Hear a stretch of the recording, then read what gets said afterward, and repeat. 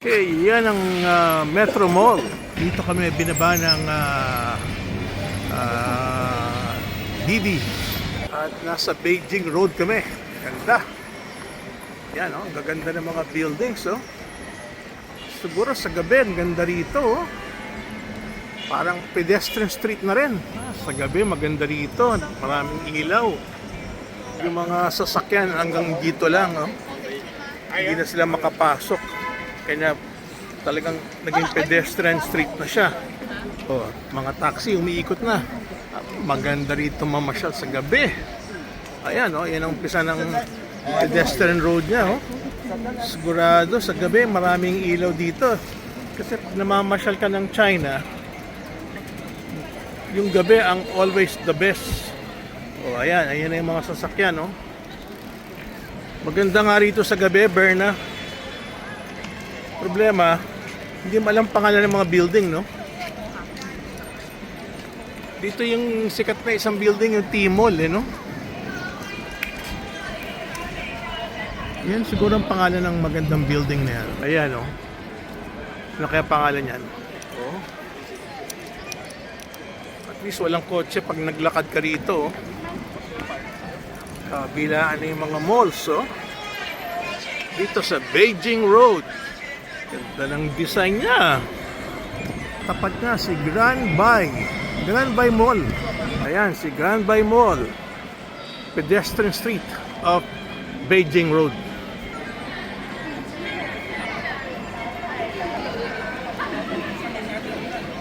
Kaya pag pupunta ka ng Guangzhou, don't miss Beijing Road. Madaming action dito, lalo na sa gabi. Ayan, yung mga tao, parami ng parami, oh.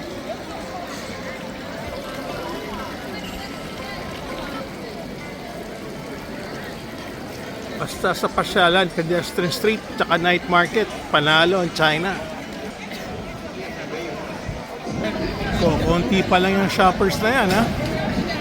Anong pupuntahan mo? Lining, Berna? Lining? Kulang ang one day mo sa shopping dito sa Beijing Road. Yan pala yung Lining na gusto mong puntahan. Okay. May bibili si Madam Berna. Basta China. Exciting talaga. Yan, Cabin. Sikat nandito, ah.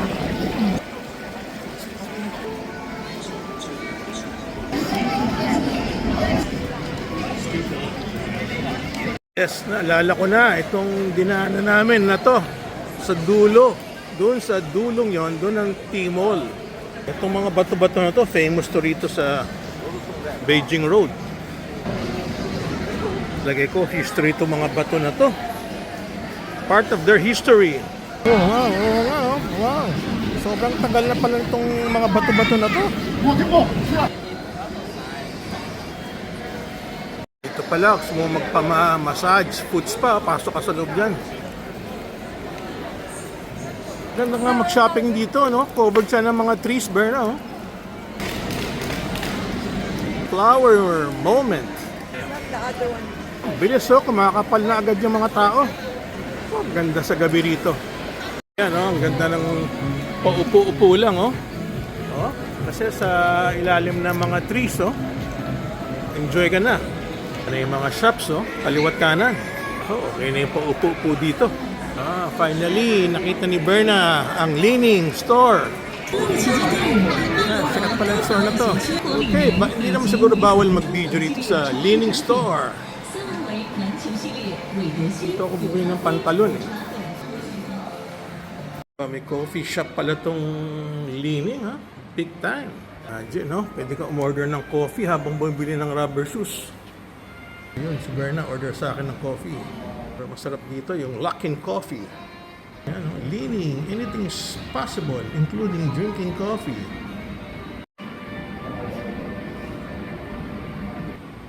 Yan, masarap na coffee ba yan, Berna? Maraming asukal. Ayan na yung coffee mo, Berna. Coffee pala natin dalawa. Ganda naman ang coffee shop na to. Iti interior, ang ganda. So, sarap yan, ha? Oy, masarap nga pala itong coffee niya. Berna, pakita mo nga yung binili mo. bago tayo umalis dito sa Beijing Road, saan nyo binili mo?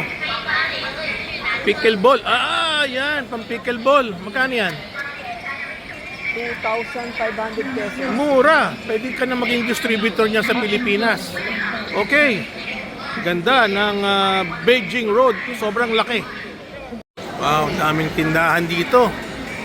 Hindi mo alam kung anong alin ang papasukan mo. Pero anyway, mas interesado ako dito. Ito yata yung dating China. Oh.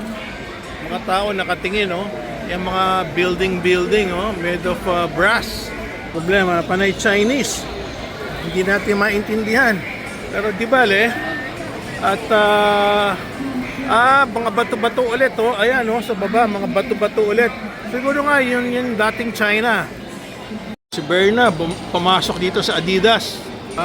Malapit na gumabi, lalong gaganda dito. Tapos may mga lanterns pa yung mga puno oh.